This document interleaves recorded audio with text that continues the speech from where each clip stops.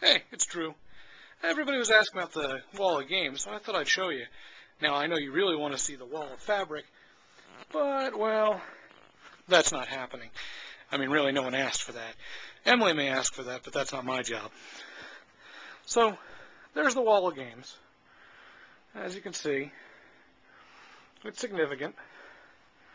We've got your good old-fashioned mini games, and there's Wings of War back there, and of course the Star Wars minis game, and there's lots of dice.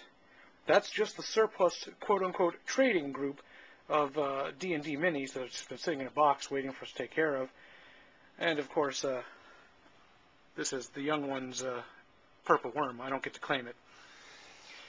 And there's the Heroscape shelf. More Heroscape.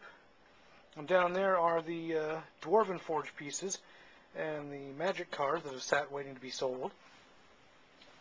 And over here we have, there's the Pirates of the Caribbean, or, well, Spanish Main, I should say, cards that are going to get shipped out.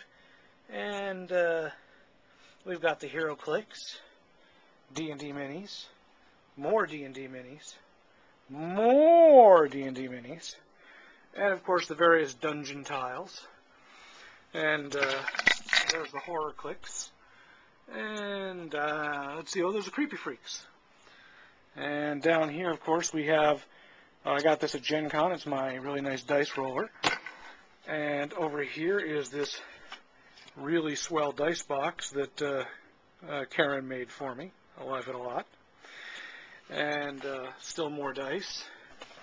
And as you can see, there's some of the 4E stuff we use, like those little magnetic markers there that we'll be using for 4E. And then we get over to the Euro board game zone. Oh, by the way, missed the Warzone minis. And over here, in case you were wondering, that's Diceland from the creator of the game itself, because he's swell. And there's some Herstarts molding pieces. Gears of War 2 tank, don't ask. And we've got copies of old school original Robo Rally, Go, of course, and Go Stones, and card games, puzzles. Now we get into the more traditional Euro game system. This is most of the kids' area. You know, family games, which isn't to say necessarily they're games only for kids, just they're games that kids like. Continuing on down, you can see we've got some of the semi-educational games, and of course plenty of out-of-the-box, because, you know, they're pretty awesome. Run for Your Life Candyman, a game no one should be without. Now we get down to the Days of Wonder shelf, where Catan, it's simply Catan actually, which is the kid version, is snuck in.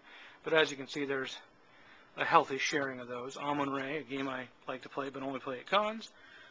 And then we got the big suckers, Tumbling Dice, Descent, for those who feel that D&D just needs to be a little more linear. Scrabble, how'd that get in there? And of course then we've got the D&D board game. And Navia Drep that we got off at the Five Below store. Yes, that's right, that's old school Dungeon and Hero Quest sitting right there. Along with the Raiders of the Lost Ark game and an old school Clue. That's just how we roll around here. And then we get into some of the various Rainier Knizia games, and there's Samurai. I've had that for like 10 years. No, I haven't played it yet. Classic Catan, Cave Roll, Suro. This, my friends, is what my kids do for fun, is to make their own board games. So there. The rules are not that complicated, but there are rules typed up and everything. One of my favorite games, Alhambra, and Dice of Alhambra, which is surprisingly good. Tutankhamun, Big Brain Academy, which we've never played. Naval Battles, which is really kind of like, well, it's Avalon Hill's Naval War, just on steroids. And you've got some of your party games. Good old-fashioned Battleship, because my son loves Battleship. Ingenious, some more Key Largo and Tiki Mountain. And, of course, Formula D. Who could go without that? That's the mini version. The full-size version's down there, along with Apples to Apples and Battle Ball. Over there, we've got some of the Dwarven Forge pieces, and they're nice custom boxes. And, of course, the Order of the Stick game. These are games that I like but never have actually got more than enough time to play. And, of course, the cheap-ass shelf. And let's back up here for a second, because you might have noticed this in the last video I posted. That is the D&D initiative table made by my own friend Ed. And it's got all sorts of stat tracking that with more information than anyone really needs. And while we're on the subject, let's swing over here. Yeah, that's the RPG shelves. We've got a few. So, there you have it, the full-on game shelf presentation. Enjoy.